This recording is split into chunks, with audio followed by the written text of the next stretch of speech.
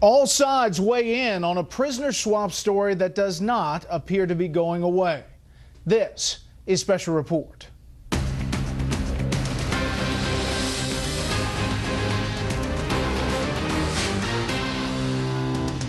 Good evening, I'm Brett Baer. Much to President Obama's dismay, it is getting harder and harder to find anyone on either side of the aisle with anything nice to say about the entire deal that brought an American soldier home and sent 5 Taliban leaders to Qatar. That fact is compounded by media reports of just how lavishly those Taliban figures are living right now. Chief White House correspondent Ed Henry reports tonight it is making life tough on an embattled and restless president.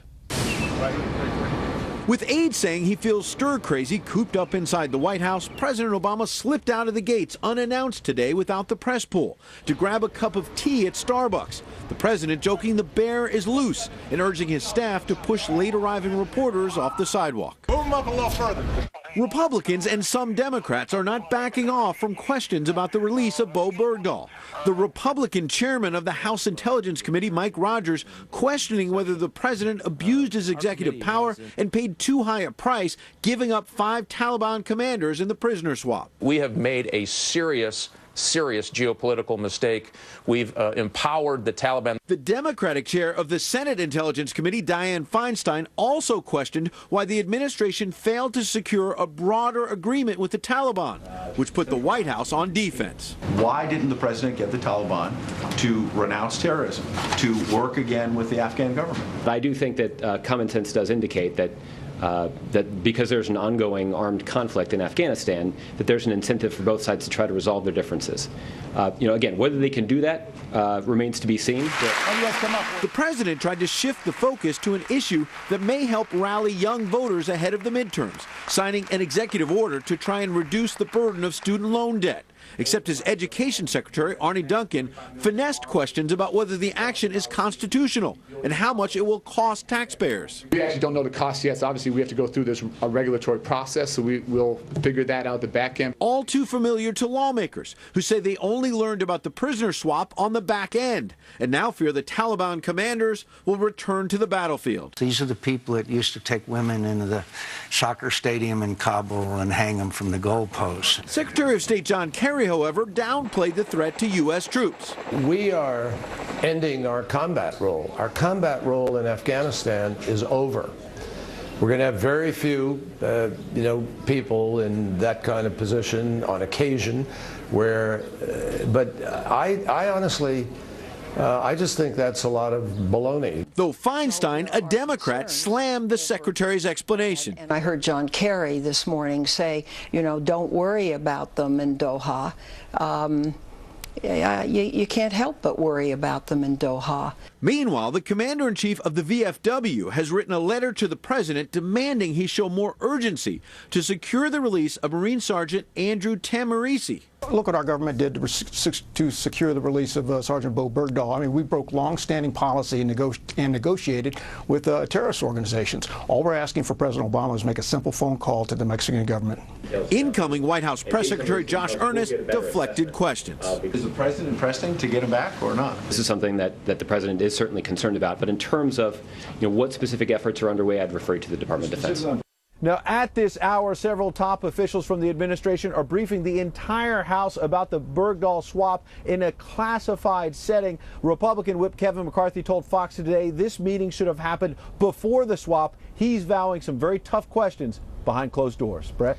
Ed Henry live on the North Lawn tonight. Ed, thank you. There are concerns tonight that the release of the Taliban 5 could soon be followed by a mass exodus from a Guantanamo Bay facility President Obama has promised to close from his first day in office.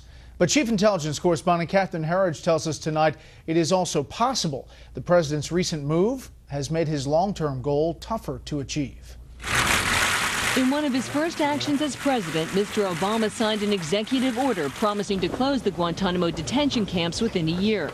Today, the State Department tried to gloss over the Taliban transfer and its impact on the president's stalled objective. We've been very clear about the fact that we don't want the political controversy that's come out of this swap to in any way impact our efforts to close Guantanamo Bay, because it's the right thing to do. Seasoned analysts believe the lack of congressional notification, coupled with military assessments that the 5 men were high-risk detainees, have thrown up new obstacles. The political reality here is that this is the poster child of unintended consequences. Now, it has had the exact opposite effect, that it's making it harder for them, I think, at least in the short term, to do transfers. On the Sunday morning talk shows, the head of the House Intelligence Committee, whose support the administration will need, chastised the White House. There were other options on the table, many still classified, that never even rose to the level of discussion. I think that's the problem. And critics say the president's recent explanation for the swap is revealing. And we saw an opportunity and we seized it.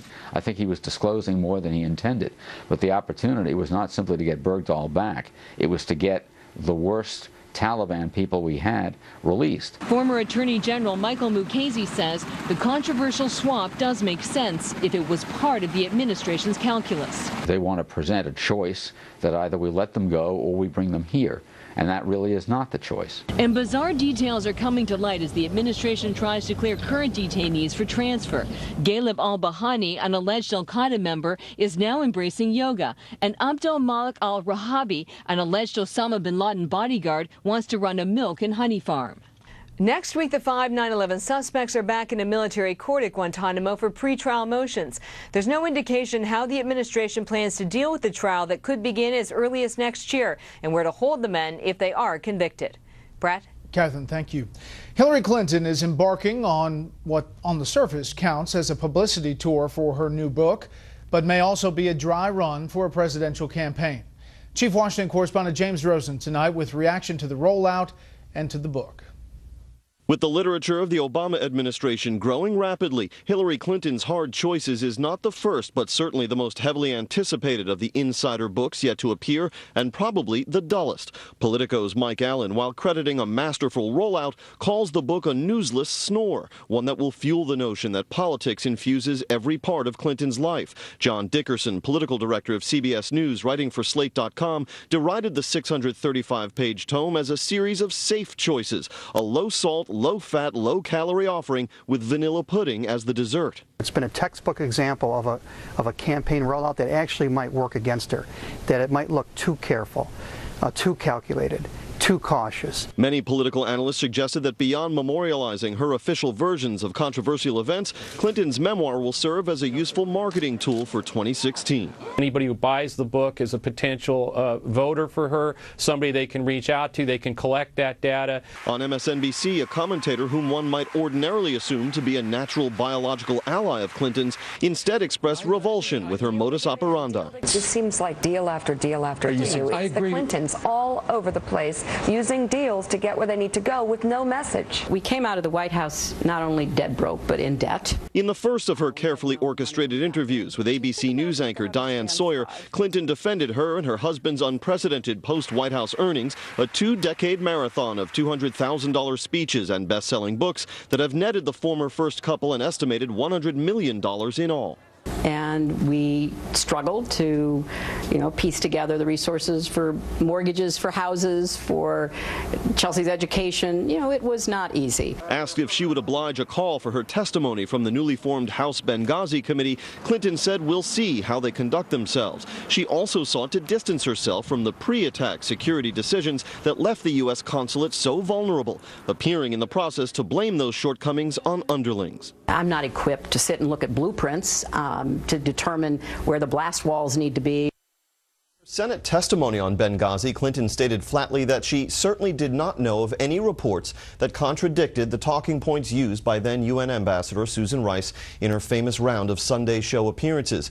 But in the Benghazi chapter of her memoir, Clinton acknowledges for the first time that she did indeed receive, on the night of the attacks, a report, as she calls it in the book, from the State Department Operations Center that relayed that the al-Qaeda-affiliated group Ansar al-Sharia had claimed credit for the attacks. Brett? So she doesn't think that Benghazi is an issue for her politically. Actually, she told Diane Sawyer of ABC News she sees it as more of a reason to run so she can rebut that kind of criticism. Okay, James, thank you. Hillary Clinton will be here on Fox News Channel with Greta Van Susteren and me on Tuesday, June 17th. We'll hope to see you then. Up next, why are hundreds of unaccompanied minors flooding across the U.S. southern border?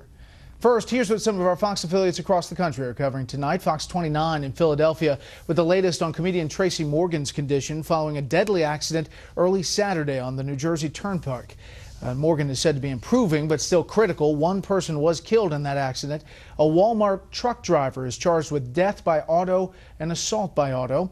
According to the criminal complaint, he had been awake for more than 24 hours at the time of the crash. Fox 31 in Denver with repair crews assessing damage after severe storms barreled through the state Sunday. The National Weather Service says at least 8 tornadoes touched down. No injuries were reported. And this is a live look at Boston from our affiliate there, Fox 25. The big story there tonight, a Southwest Airlines plane backing away from a gate at Logan Airport hit a stationary JetBlue aircraft. There were no injuries. The JetBlue plane was fortunately empty. The passengers on the Southwest jet were placed on other flights. That's tonight's live look outside the Beltway. We'll be right back.